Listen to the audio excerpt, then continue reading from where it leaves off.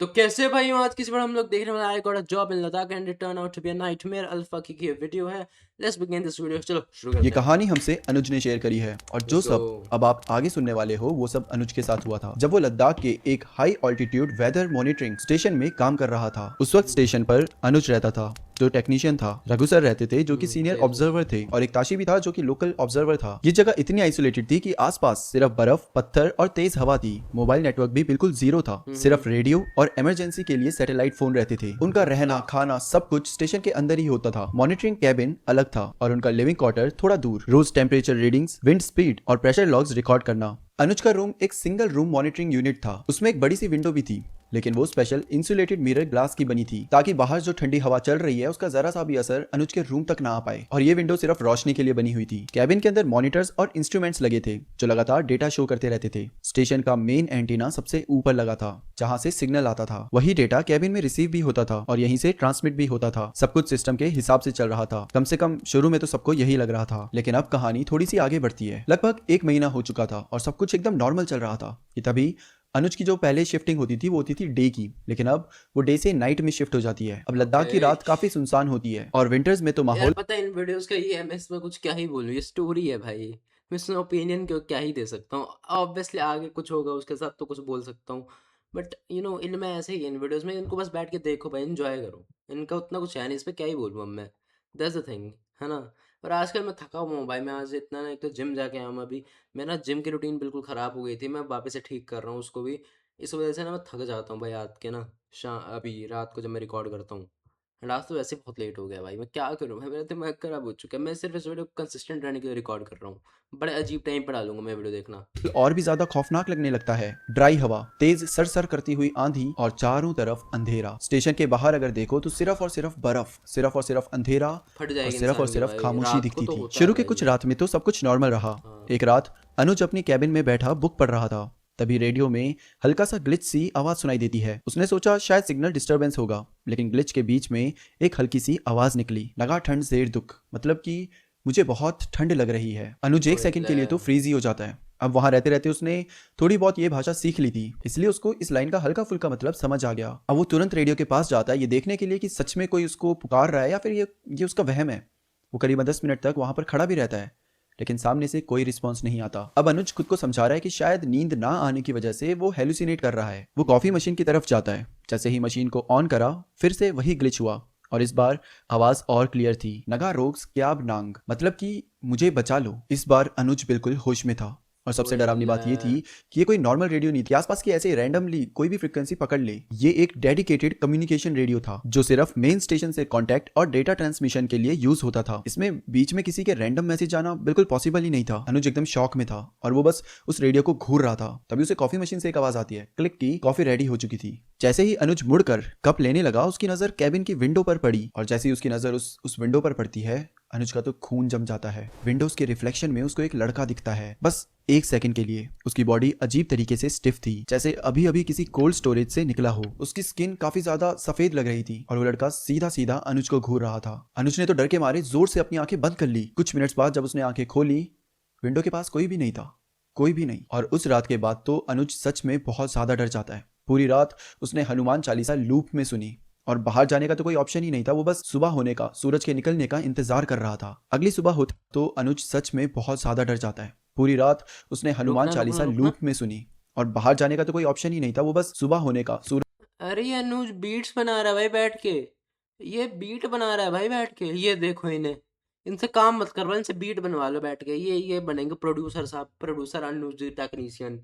फटी पड़ी है, बीट बना रहा है रात को बैठ के, क्रेजी भाई। के निकलने का इंतजार कर रहा था। अगली सुबह होते ही उसने सुपरवाइजर से बात करी और रिक्वेस्ट करी कि उसकी शिफ्ट को वापस से रात की जगह मॉर्निंग में कर दिया जाए। अब अनुज सुपरवाइजर को सारी चीजें नहीं बताता, ना वो रेडियो वाली बात, ना वो विंडो के बाहर उस लड़के का दिखना, कुछ भी नहीं।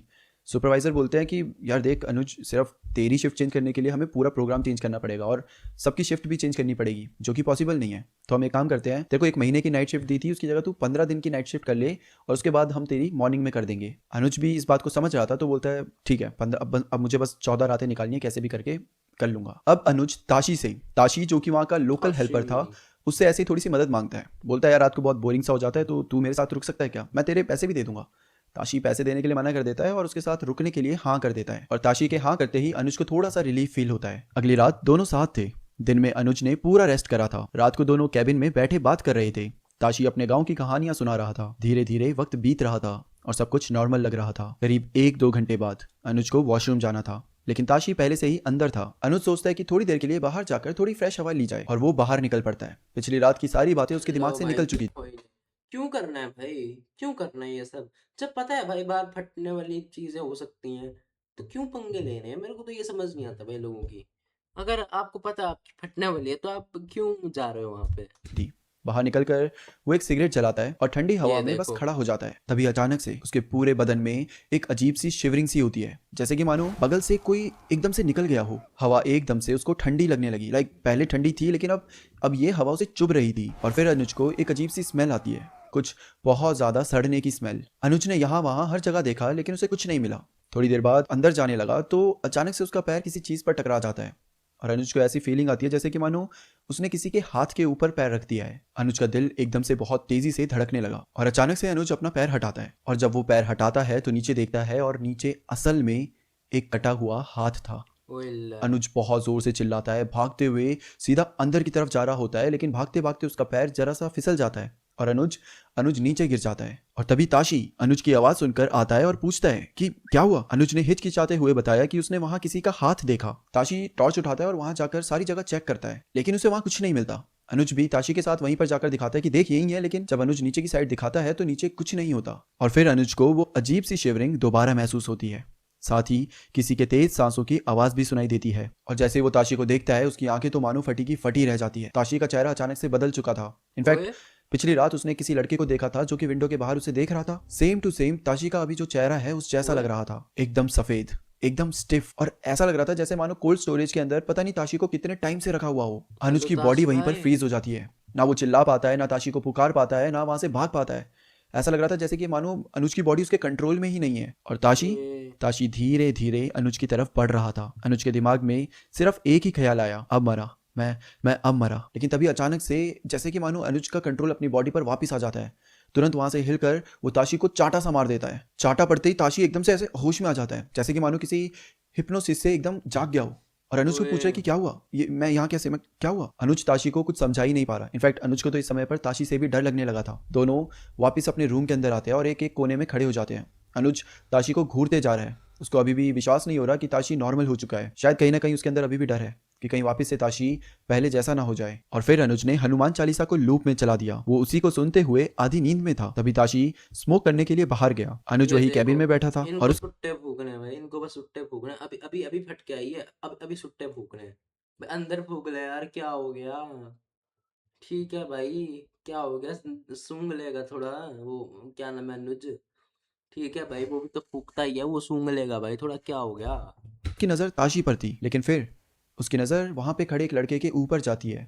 वो लड़का ताशी के बगल में खड़ा था। अनुज का मानो दिल वहीं पर थम जाता है।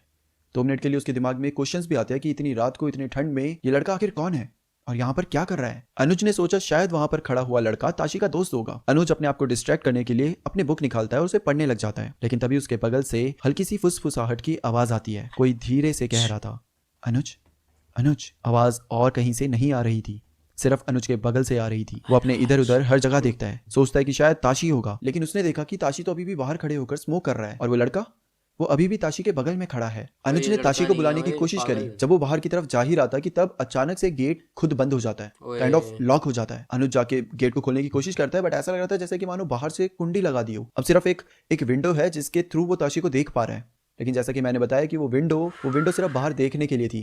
उधर से कोई भी इंसानी पूरे आवाज वाले बाहर सीन। नहीं जा सकती थी।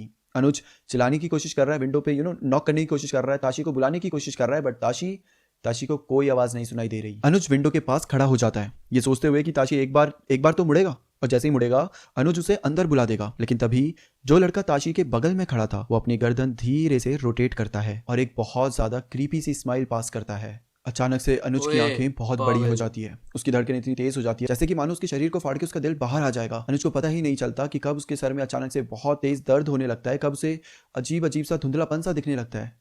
और कब अनुज बेहोश हो जाता है। अगली सुबह जब अनुज की आंखें खुली तो सुपरवाइजर वहां पर खड़े थे। उसने अनुज को उठाया और पूछा कि वो क्या कर रहा था। सुपरवाइजर ने बताया कि सुबह आके देखा तो गेट खुला था। अनुज सुपरवाइजर को देखता है और तब उसे रात वाला पूरा सीन याद आ जाता है। अनुज उस लड़के को देखकर वहां पर बेहोश हो गया था। अनुज थोड़ा सा डरते हुए बौखलाहट में पूछता है कि ताशी कहाँ पर है। और सुपरवाइजर बोलता है कि ताशी, वो तो 2 दिन पहले ही अपने गांव चला गया था छुट्टी लेकर। वो अभी भी अपने गांव में ही है, अभी तक वापस नहीं आया। क्यों, क्या हुआ? अनुज ये सुनकर बिल्कुल ब्लैंक हो जाता है। अगर ताशी गांव गया हुआ था तो पिछली रात जो अनुज के साथ था वो कौन था? उसका सर वो घूमने जेल लगा। घबराहट से उसका बीपी 60-40 तक गिर गया था। सुपरवाइजर ने हेल्प के लिए स्टेशन से लोग बुलाए और अनुज को नीचे बेस स्टेशन पर ले गया। सबको लगा शायद एक्सट्रीम ठंड या नाइट शिफ्ट की वजह से अनुज के साथ ये सब हुआ है, लेकिन अनुज जानता था कि असली रीजन क्या था। उसने ये बात किसी से नहीं बताई। अनुज की जगह अब किसी और लड़के को वहां पर रखा गया है और अनुज को बेस स्टेशन में शिफ्ट कर दिया गया है। वहां पर काम करने की सैलरी थोड़ी सी कम है, लेकिन अनुज को ये मंजूर है। जब अनुज की तबीयत थोड़ी सी ऑब्वियसली। ठीक हुई थी तो वो अपना सामान लेने के लिए वापस ऊपर वाले कैबिन में गया था जहां उसका रूम था। वहां जाके उसने सुपरवाइजर को सारी बात बताई और तब सुपरवाइजर ने कुछ भी नहीं कहा, बस सुनता रहा और फिर एक मुस्कुराहट के साथ बोला, यहाँ कई सारे लोग एक्सट्रीम ठंड में दफन हैं। ये जो तुम बर्फ की लेयर्स देख रहे हो, इनके नीचे कितनी बॉडीज दफन हुई है। हाँ होता है भाई, वहाँ पे जाके तो यार इतनी ठंड होती है, लोग नहीं सरवाइव कर पाते, मर जाते हैं भाई। और मर के वहीं रह जाते हैं फिर हमेशा के लिए। Worst death. हम भी नहीं जानते, और इसीलिए तुम्हें जो एक्सपीरियंस हुआ था वैसे एक्सपीरियंस होना यहाँ पर कोई रेयर बात नहीं है। सुपरवाइजर ने बताया कि जब मैं भी अपने अपने टाइम में यहाँ पर ड्यूटी किया करता था तो मैंने भी यहाँ पर बहुत सारी चीज़ें एक्सपीरियंस करी है, और जो मेरे दोस्त थे उन सब ने भी, सबका अलग एक्सपीरियंस था, सबकी अलग कहानी थी। बट तुम टेंशन मत लो, बस चिल करो। सुपरवाइजर के पास कोई खास सॉल्यूशन था नहीं इस चीज़ का, सिर्फ क्या ही चिल करो करता। बोलने के अलावा। लेकिन अनुज अनुज अंदर ही अंदर सोचा था कि जो सब उसने एक्सपीरियंस करा है, जो सब उसने देखा है, उसके उसके बाद बाद तो उसके चिल बाद नहीं कोई हो चिल रहा कैसे कर भाई। सकता है? इनफैक्ट कोई चिल करने की सोच भी कैसे सकता है? और इसी के साथ अनुज की कहानी यहाँ पर समाप्त होती है, खत्म होती है। दैट्स इट फॉर टुडे दोस्तों। By the way I know आप जानना चाहते होंगे तो अनुज अभी भी वहाँ पर काम कर रहा है और अभी हाल फिलहाल में उसके साथ कोई इंसिडेंट नहीं हुआ है। इनफैक्ट ये जो इंसिडेंट हुआ था ये भी बहुत ज़्यादा पुराना नहीं है, ये भी एक 1-1.5 साल के अंदर ही हुआ था। So thank you so much Anuj for sharing your story with us. और अगर आप सबको भी अपनी कहानी मुझसे नाइस वीडियो यार, अल्फाक की माय गोट भाई। ये अल्फाक की फोटो के एआई जनरेटेड है गई वाली। पता नहीं यार, लग तो नहीं रहा, सेम तो नहीं लग रही है दोनों लोग। पर जो भी है भाई, अच्छी वीडियो थी यार। क्या ही बोले। और भाई अगर आपको ऐसी और वीडियोस देखना है, आप जाके मेरे चैनल को सब्सक्राइब कर सकते हो। अगर आपको ये वीडियो वापस देखना है, जाके देख सकते हो, लिंक डिस्क्रिप्शन में होगा। मेरे इंस्टाग्राम को जाके फॉलो कर सकते हो @VeerisGapping।